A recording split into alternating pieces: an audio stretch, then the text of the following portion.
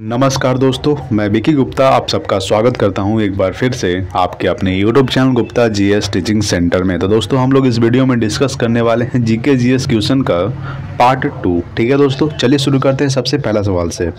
सबसे पहला सवाल है, प्रकाश संश्लेषण क्रिया में ऑक्सीजन गैस बाहर निकलती है। याद किया कि प्रकाश संश्लेषण क्रिया में ऑक्सीजन गैस बाहर निकलती है। ठीक है, नेक्स्ट है कि वायुमंडल की सबसे निचली परत को क्या कहा जाता है? क्षोभ मंडल कहलाती है। याद रखिएगा कि वायुमंडल की सबसे निचली परत को क्या कहा जाता है? क्षोभ मंडल कहा जाता है। नेक्स्ट है कि जमा मस्जिद का निर्माण शाहजहां ने किया था। याद रखिएगा दोस्तों कि जमा मस्जिद का निर्माण किसने किया था? तो शाहजहां ने किया था। नेक्स्ट है संयुक्त राष्ट्र सुरक्षा परिषद में 5 अस्थायी सदस्य होते हैं। याद रखिएगा कि संयुक्त राष्ट्र सुरक्षा परिषद में कितने अस्थायी सदस्य होते हैं? 5। ठीक है, चलिए नेक्स्ट देखते हैं अगला सवाल।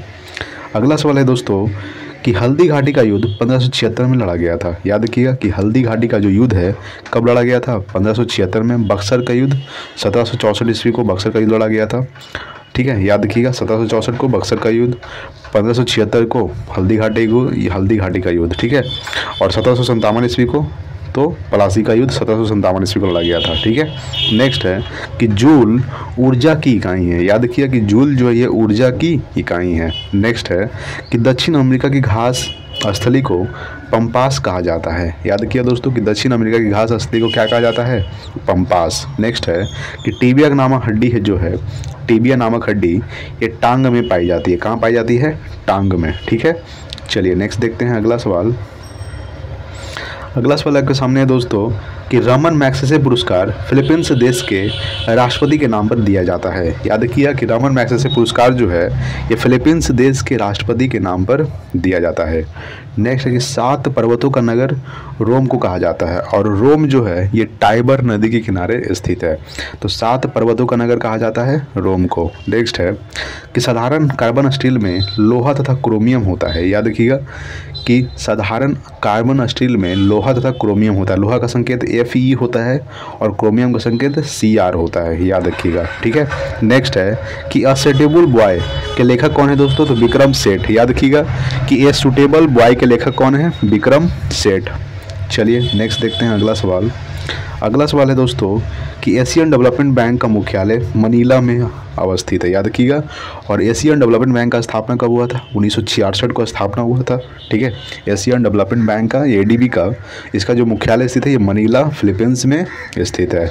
नेक्स्ट है कि मैग्ना कार्टा पर जॉन द्वितीय के शासन में हस्ताक्षर हुआ था। याद रखिएगा कि मैग्ना कार्टा पर जॉन द्वितीय के शासन में हस्ताक्षर हुआ था।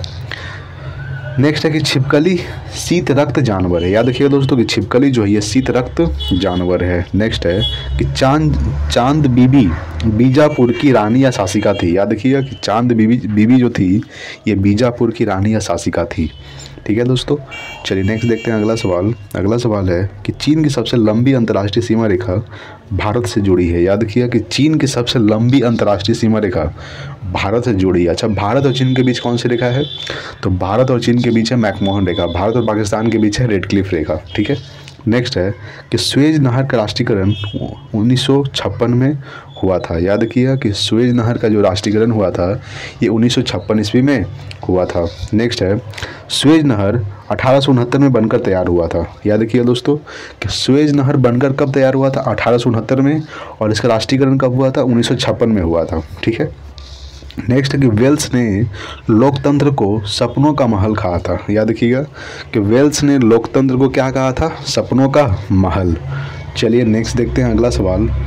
अगला सवाल है दोस्तों कि पृथ्वी का 71% क्या है दोस्तों? जल है। आपको पता होगा कि पृथ्वी का 71% भाग जल है और बाकी जो है वो स्थल है। ठीक है दोस्तों, नेक्स्ट है कि उज्जैन छिपरा नदी के किनारे अवस्थित है। याद रखिएगा कि उज्जैन किस नदी किनारे स्थित है?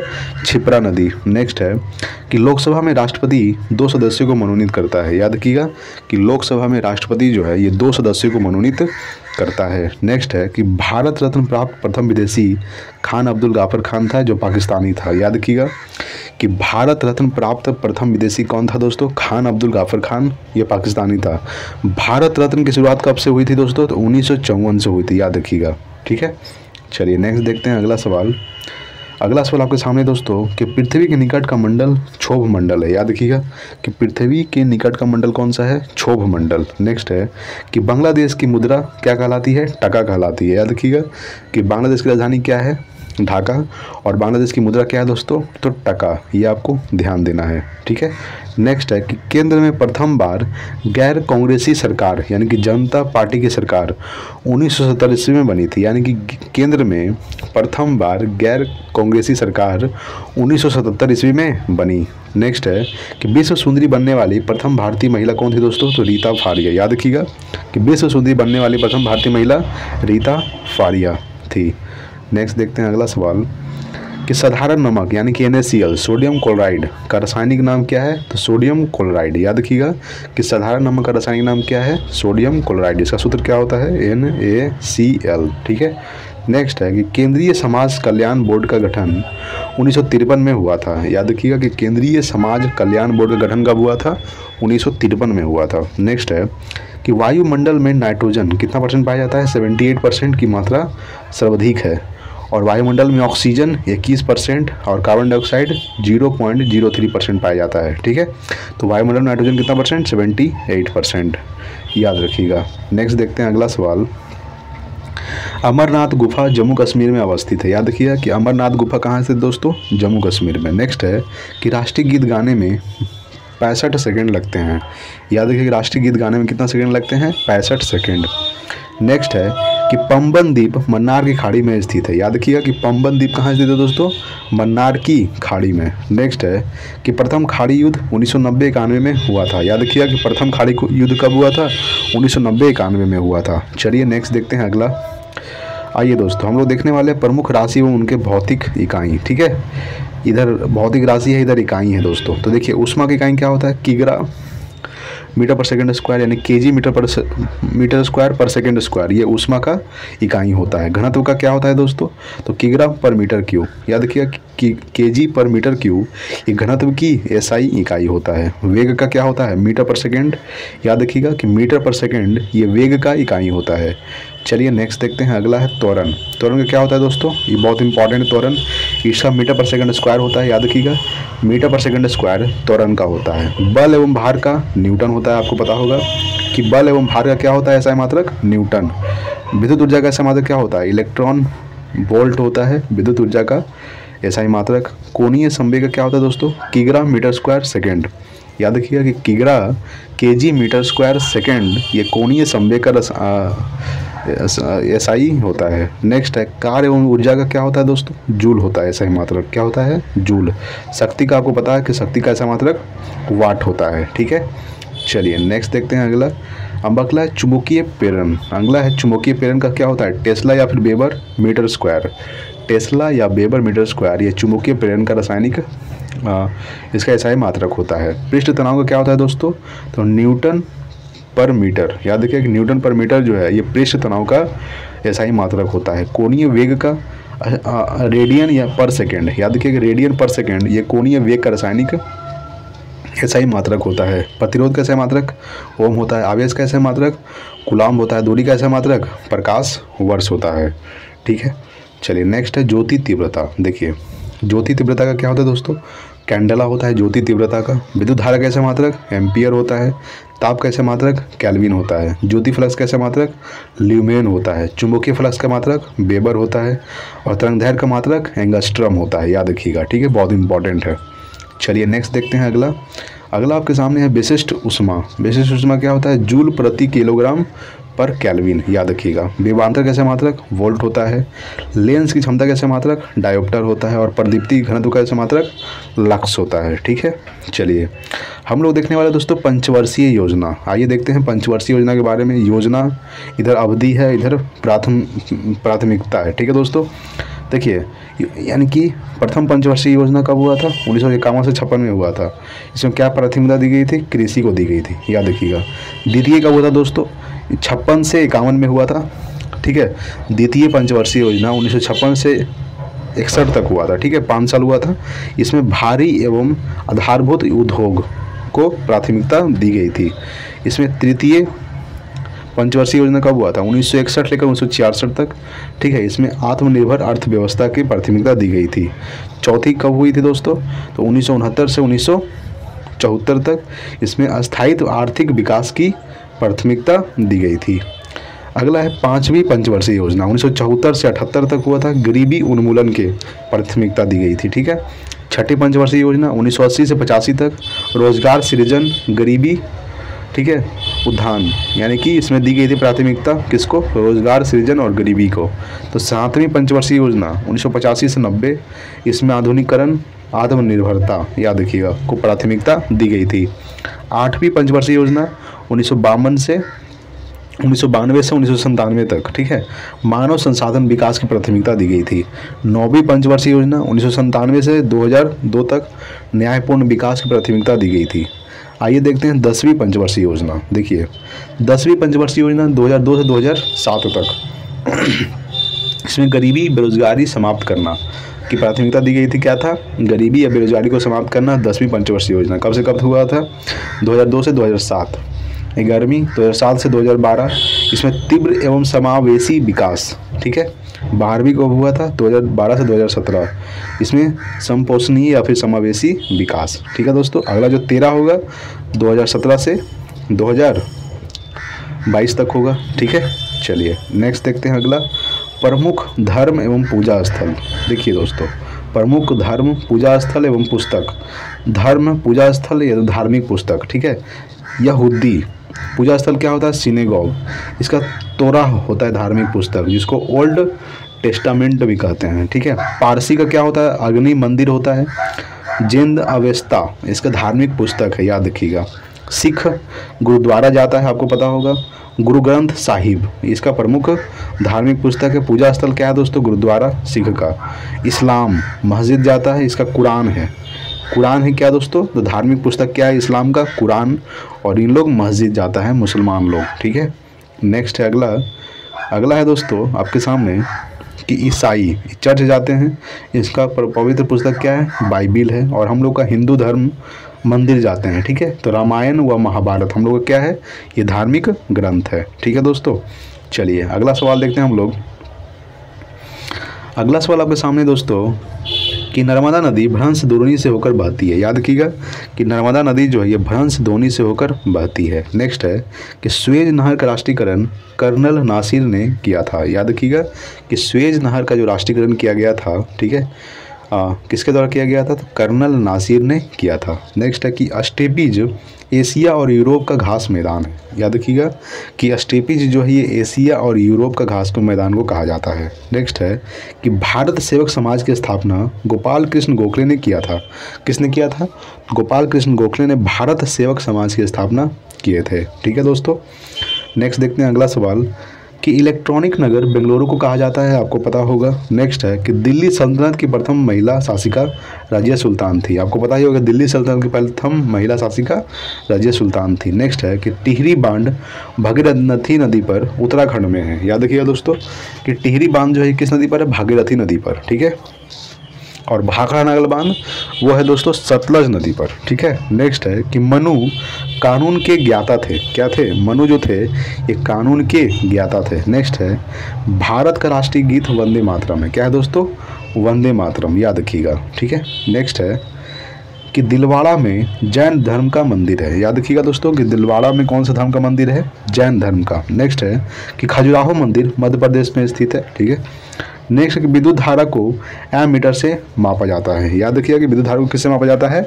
एमीटर से मापा जाता है। नेक्स्ट है कि भारत में हीरे की खान मध्य प्रदेश में स्थित है। नेक्स्ट है कि जूट का सर्वाधिक उत्पादक देश कौन है दोस्तों? तो ये है दोस्तों बांग्लादेश। याद रखिएगा कि जूट का सर्वाधिक उत्पादक देश कौन है? बांग्लादेश। नेक्स्ट है कि भारत की समुद्री मार्ग की खोज किसने किया था? तो वास्को डी गामा ने किया था। कब किया था? 1498 को किया था, याद रखिएगा, ठीक है दोस्तों। चलिए नेक्स्ट देखते हैं अगला सवाल।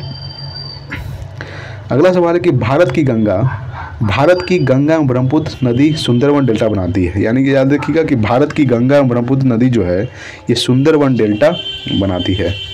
नेक्स्ट है कि पृथ्वी की सतह से दूर स्थित मंडल कौन है दोस्तों? तो बहिर्मंडल। याद रखिएगा कि पृथ्वी की सतह से दूर स्थित मंडल है बहिर्मंडल। नेक्स्ट है कि अंग्रेजों ने अपनी पहली फैक्ट्री सूरत में स्थापित किया था। याद रखिएगा कि अंग्रेजों ने अपनी पहली फैक्ट्री कहाँ स्थापित किया था?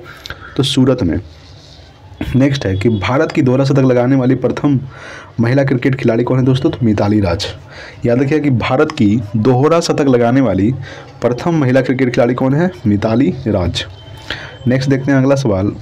नेक्स्ट है कि दूध से मक्खन निकालने पर घनत्व बढ़ जाता है। याद रखिएगा कि दूध से मक्खन निकालने पर घनत्व क्या होता है दोस्तों? बढ़ जाता है।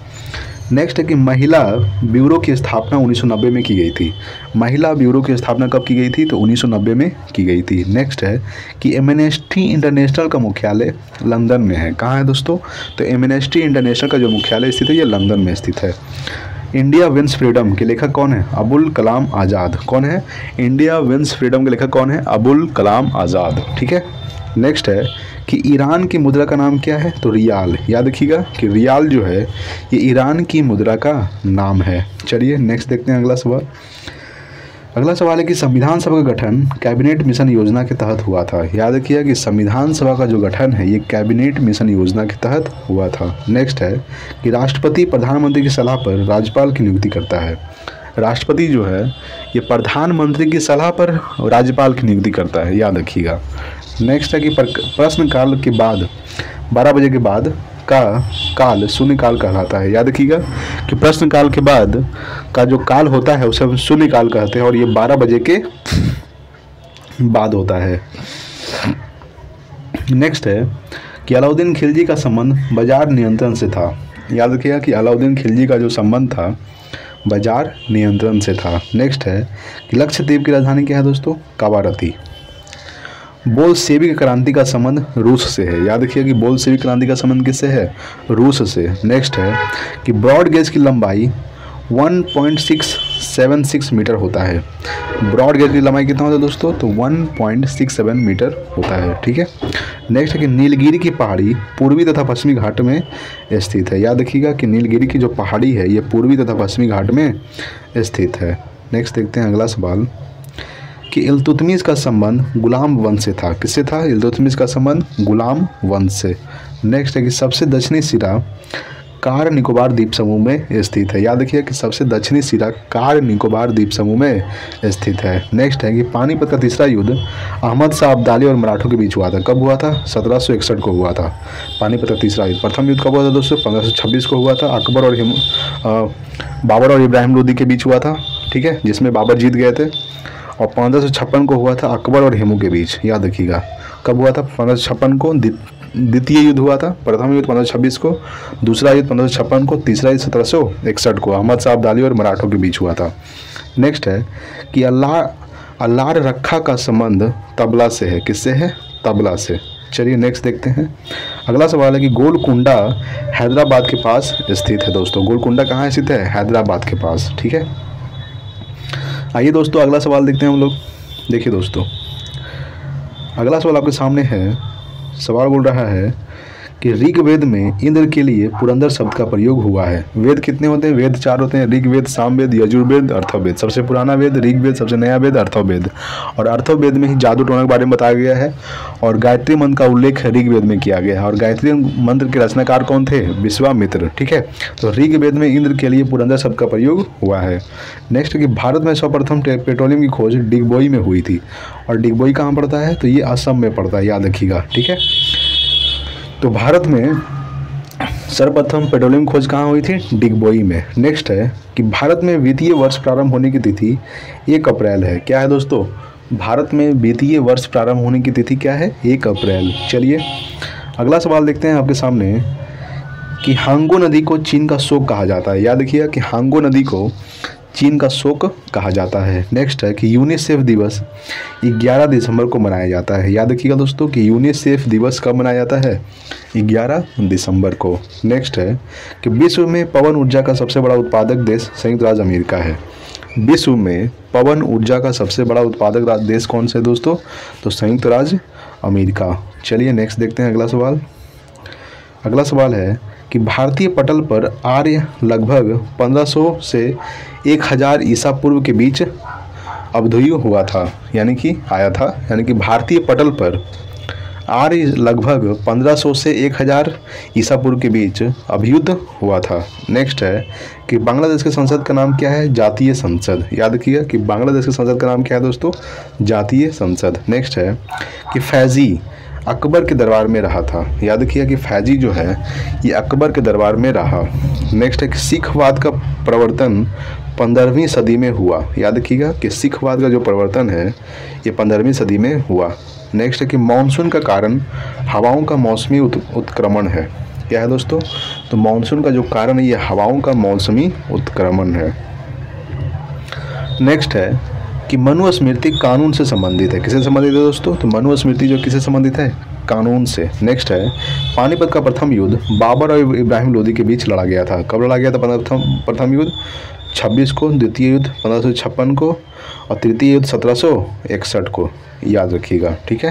तो प्रथम युद्ध बाबर और इब्राहिम लोदी के बीच लड़ा गया था, तो बाबर इसमें जीत गए थे और इब्राहिम लोदी क्या हुआ था? हार गया था, ठीक है। नेक्स्ट है कि रुपये का सिक्का भारत में पहली बार शेरशाह सूरी के काल में ढाला गया था, ठीक है। तो रुपये का जो सिक्का है ये भारत में पहली बार शेरशाह सूरी के काल में ढाला गया था। नेक्स्ट है कि मसाई तंजानिया की आदिम जनजाति है और तंजानिया राजधानी क्या है दोस्तों? तो तंजानिया राजधानी है डोडोमा। याद रखिएगा। तो मसाई जो है ये तंजानिया की आदिम जनजाति है। नेक्स्ट देखते हैं अगला सवाल है कि नागिन झील जम्मू कश्मीर राज्य में स्थित है। नेक्स्ट है कि उज्जैन शहर क्षिप्रा नदी के किनारे अवस्थित है। याद रखिएगा कि उज्जैन शहर किस नदी किनारे स्थित है? क्षिप्रा नदी। नेक्स्ट है कि भारत के महाराष्ट्र में बौद्धों की संख्या सबसे अधिक है। याद रखिएगा कि भारत के महाराष्ट्र में बौद्धों की जो संख्या है ये सबसे अधिक है। नेक्स्ट है कि विश्व बैंक का मुख्यालय कहाँ है दोस्तों? वाशिंगटन DC में। और वर्ल्ड बैंक का स्थापना कब हुआ था? 1944 को हुआ था। याद रखिएगा कि 1944 में विश्व बैंक का स्थापना हुआ था और ADB का स्थापना कब हुआ था? 1966 में हुआ था, यानी कि एशियन डेवलपमेंट बैंक का। उसका मुख्यालय जो है ADB का वो मनीला फिलीपींस में स्थित है, ठीक है। चलिए नेक्स्ट देखते हैं अगला सवाल आपके सामने है दोस्तों कि इतिहास में बाजार नियमन अलाउद्दीन खिलजी के द्वारा किया गया था। याद रखिएगा कि इतिहास में बाजार नियमन अलाउद्दीन खिलजी के द्वारा किया गया था। नेक्स्ट है कि लखनऊ शहर को कसीदाकारी के रूप में जाना जाता है। याद रखिए कि लखनऊ शहर को कसीदाकारी के रूप में भी जाना जाता है। लखनऊ को नवाबों का शहर भी कहा जाता है, ठीक है। और लखनऊ जो है ये गोमती नदी किनारे स्थित है। कौन सी नदी? गोमती नदी। नेक्स्ट है कि इंडक्टेंस का चिन्ह संकेत L है। क्या है दोस्तों? इंडक्टेंस का जो चिन्ह संकेत है L है। नेक्स्ट है अगला सवाल देखते हैं दोस्तों। देखिए अगला सवाल है कि हिंदुस्तान शिपयार्ड विशाखापट्टनम का निर्माण भारतीय जल सेना के लड़ाकू तोप के लिए किया गया है। हिंदुस्तान शिपयार्ड विशाखापट्टनम का जो निर्माण है ये भारतीय जल सेना के लड़ाकू पोत के लिए किया गया है। नेक्स्ट है जब जल को 0 डिग्री सेल्सियस से 4 डिग्री सेल्सियस तक गर्म करते हैं तो इसका आयतन क्या होता है दोस्तों? घटता है। याद रखिए कि जब जल को 0 डिग्री सेल्सियस से 4 डिग्री सेल्सियस तक गर्म करते हैं तो इसका आयतन क्या होता है? घटता है। नेक्स्ट है इन्वर्टर के रूप में NOR गेट प्रयुक्त किया जा सकता है, ठीक है। इन्वर्टर के रूप में NOR गेट को प्रयुक्त किया जा सकता है। नेक्स्ट देखते हैं अगला सवाल कि जब प्रकाश की किरणें को वायु से ग्लास में गुजारा जाता है तो तरंगदैर्घ्य और वेग प्रभावित होता है। याद रखिएगा कि जब प्रकाश की किरणों को वायु से ग्लास में गुजारा जाता है तो तरंगदैर्घ्य और वेग प्रभावित होता है। नेक्स्ट है कि PCM सिग्नल की बैंड की चौड़ाई 35 kHz है। PCM सिग्नल की बैंड की जो चौड़ाई है ये 35 kHz है। नेक्स्ट है नाभिकीय संलयन को ताप नाभिकीय अभिक्रिया भी कहते हैं क्योंकि संलयन अभिक्रिया धूप में होता है। याद रखिएगा कि नाभिकीय संलयन को ताप नाभिकीय अभिक्रिया भी कहते हैं क्योंकि संलयन अभिक्रिया धूप में भी होता है, ठीक है दोस्तों। चलिए नेक्स्ट है अगला सवाल कि पदार्थ का डाइइलेक्ट्रिक गुण मोटाई, ताप एवं आर्द्रता पर निर्भर करता है। याद रखिए कि पदार्थ का ड्राई इलेक्ट्रिक गुण जो है ये मोटाई, ताप एवं आर्द्रता पर निर्भर करता है। चलिए अगला सवाल देखते हैं। आइए दोस्तों अगला सवाल आपके सामने है दोस्तों भारतीय राष्ट्रीय कांग्रेस, इसका महत्वपूर्ण तथ्य देखते हैं। स्थापना कब हुआ था भारतीय राष्ट्रीय कांग्रेस का? इसका स्थापना हुआ था 28 दिसंबर 1885 को भारतीय राष्ट्रीय कांग्रेस का स्थापना हुआ था। इसका स्थापना स्थान क्या है? तो बम्बई में हुआ था, यानी कि गोकुल दास तेजपाल संस्कृत कॉलेज भवन में हुआ था। तत्कालीन गवर्नर कौन है? तो लॉर्ड डफरिन। कौन थे? Lord Dufferin. देखिए, भारतीय राष्ट्रीय कांग्रेस का नाम दिया था दादा भाई नौरोजी ने दिया था, यानी कि भारतीय राष्ट्रीय कांग्रेस का नाम किसने दिया था? तो दादा भाई नौरोजी ने दिया था। संस्थापक कौन थे? थे ए.ओ. होम थे। कौन थे दोस्तों? ए.ओ. होम। प्रथम अध्यक्ष कौन थे? बोमेश चंद्र बनर्जी। याद रखिए कि बोमेश चंद्र बनर्जी प्रथम अध्यक्ष थे। प्रथम महिला अध्यक्ष कौन थे दोस्तों? Shrimati Annie Besant. याद रखिएगा कि श्रीमती एनी बेसेंट ये प्रथम महिला अध्यक्ष थे। प्रथम भारतीय महिला अध्यक्ष कौन थे दोस्तों? तो श्रीमती सरोजनी नायडू, ये प्रथम भारतीय महिला अध्यक्ष थे। प्रथम मुस्लिम अध्यक्ष बदरुद्दीन तैयबजी। याद रखिएगा, ठीक है। चलिए नेक्स्ट है अगला कि प्रथम गैर हिंदू अध्यक्ष कौन थे? दादा भाई नौरोजी थे। प्रथम अंग्रेज अध्यक्ष कौन थे दोस्तों? तो जॉर्ज यूले थे। कौन थे? George Yule. गांधी जी द्वारा अध्यक्षता किया गया था तो बेलगांव अधिवेशन 1924 में। बेलगांव अधिवेशन कहाँ पड़ता है? कर्नाटक। सुभाष चंद्र बोस द्वारा किया गया था दोस्तों 1938 हरिपुरा अधिवेशन में, ठीक है। अध्यक्षता किसने किया था? तो 1939 त्रिपुरी किए थे अध्यक्षता। कांग्रेस में प्रथम फुट हुआ था 1907 में, सूरत अधिवेशन में हुआ था, ठीक है। गरम दल और नरम दल क्या हो गए थे? अलग हो गए थे, ठीक है। याद रखिए कांग्रेस में प्रथम फुट कब हुआ था? 1907 में, सूरत अधिवेशन। उसके बाद क्या है दोस्तों? तो कांग्रेस का पूर्ण मिलन कब हुआ था? 1916 में हुआ था, लखनऊ अधिवेशन। इसमें क्या हुआ था? गरम और नरम दल एक हो गए थे, ठीक है दोस्तों, याद रखिएगा। स्वतंत्रता के समय अध्यक्ष कौन थे? जे.बी. कृपलानी। याद रखिएगा कि स्वतंत्रता के समय अध्यक्ष थे जे.बी. कृपलानी। सबसे कम उम्र के अध्यक्ष कौन थे दोस्तों? अबुल कलाम आज़ाद। याद रखिएगा कि सबसे कम उम्र के अध्यक्ष कौन थे? अबुल कलाम आज़ाद। पहली बार गांव में सत्र हुआ था फैजपुर, ठीक है। याद रखिएगा कि फैजपुर अधिवेशन 1937 में हुआ था। स्वराज शब्द का प्रयोग हुआ था कलकत्ता अधिवेशन में 1906 में हुआ था, ठीक है।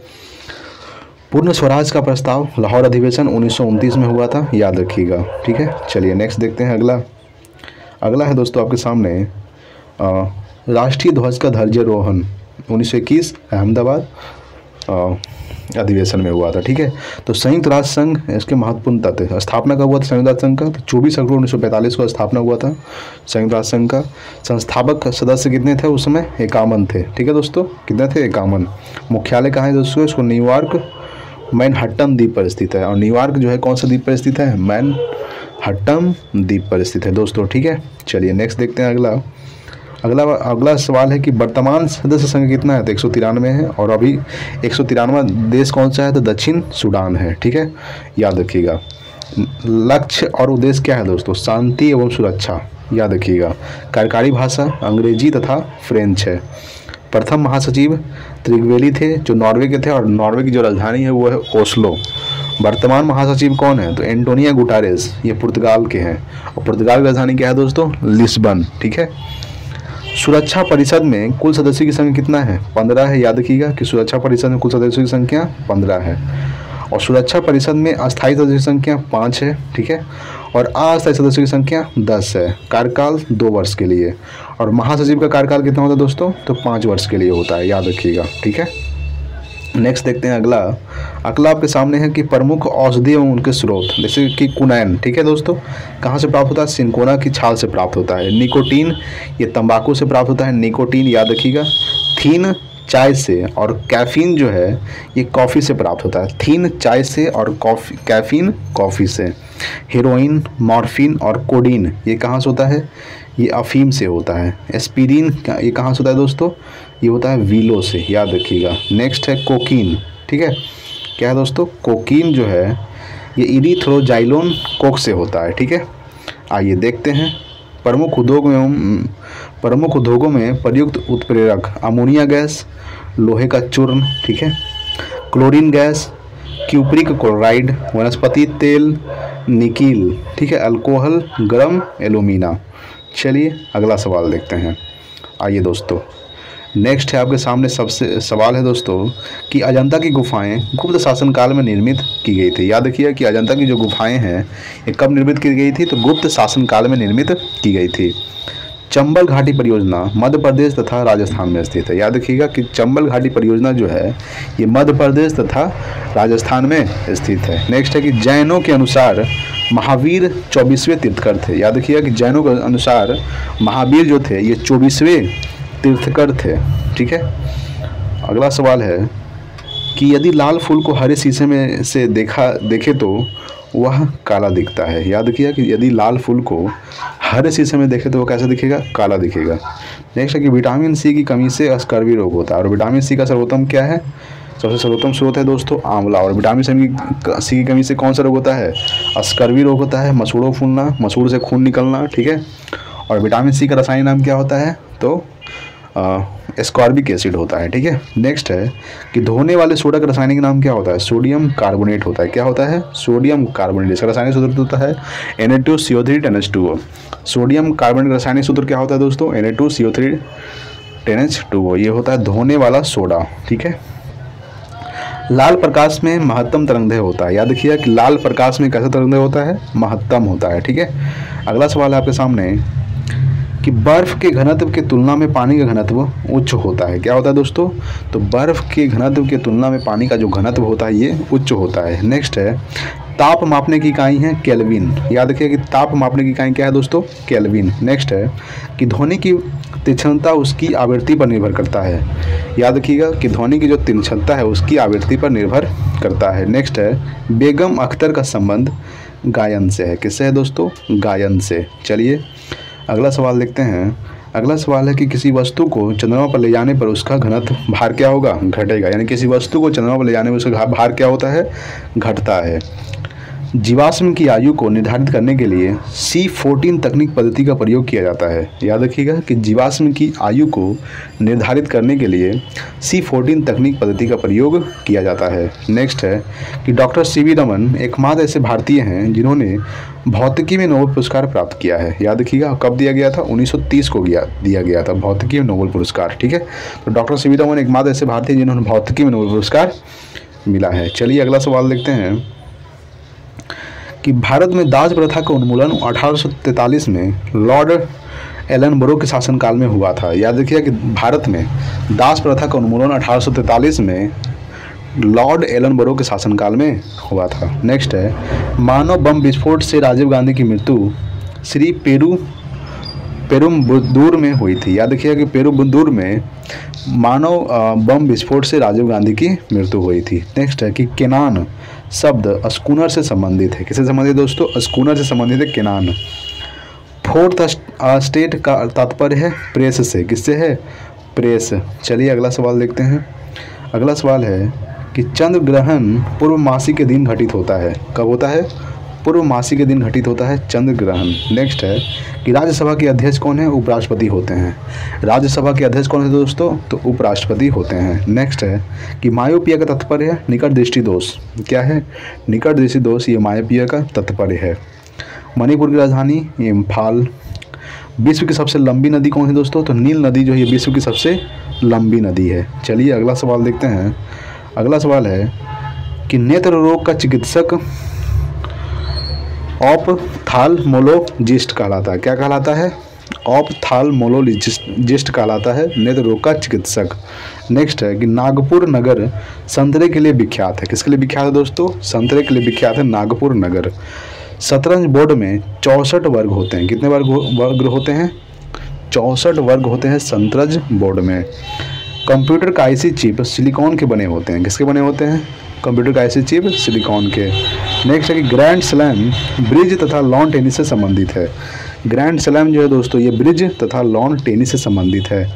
चलिए अगला सवाल देखते हैं कि बेंगलोर भारत का सिलिकॉन वैली कहलाता है। आपको पता होगा, ठीक है। नेक्स्ट है कि भारत में व्यापार प्रारंभ करने वाले प्रथम यूरोपियन पुर्तगाली थे। याद रखिए कि भारत में व्यापार प्रारंभ करने वाले प्रथम यूरोपियन पुर्तगाली थे। ब्लैक पगोडा कोणार्क मंदिर को कहा जाता है। कोणार्क मंदिर कहाँ स्थित है? उड़ीसा में स्थित है, याद रखिएगा। और कोणार्क मंदिर किसने बनवाया था? तो नरसिम्हदेव बर्मन प्रथम ने बनाया था कोणार्क मंदिर को। और कोणार्क मंदिर को ही ब्लैक पगोडा कहा जाता है, ठीक है। कोणार्क मंदिर जो है सूर्य भगवान का मंदिर है। नेक्स्ट है कि अंतर्राष्ट्रीय न्यायालय में 15 न्यायाधीश होते हैं। याद रखिए कि अंतर्राष्ट्रीय न्यायालय में 15 न्यायाधीश होते हैं। और अंतर्राष्ट्रीय न्यायालय का मुख्यालय कहाँ है दोस्तों? तो द हेग में स्थित है। कहाँ स्थित है? The Hague. नेक्स्ट है कि मानचित्र में रेखाएं जहाँ दाब सम हो आइसोबार्स कहलाते हैं। क्या कहलाते हैं? आइसोबार्स। नेक्स्ट है, आज इतना ही है दोस्तों। तो दोस्तों आज के लिए इतना ही। मिलते हैं अगले वीडियो में। तो तक के लिए जय हिंद, वंदे मातरम।